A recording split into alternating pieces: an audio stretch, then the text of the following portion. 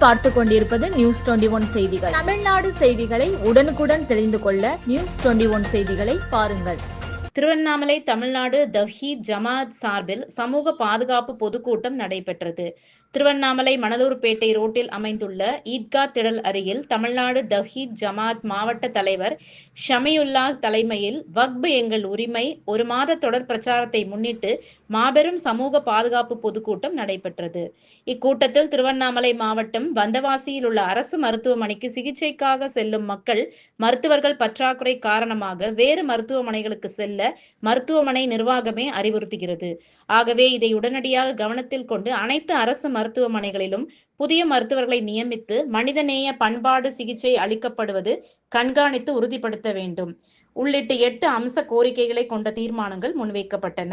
இந்நிகழ்ச்சியில் இஸ்லாமிய பெண்கள், இஸ்லாமியர்கள், இளைஞர்கள் என 500க்கும் மேற்பட்டோர் கூட்டத்தில் கலந்து கொண்டனர்.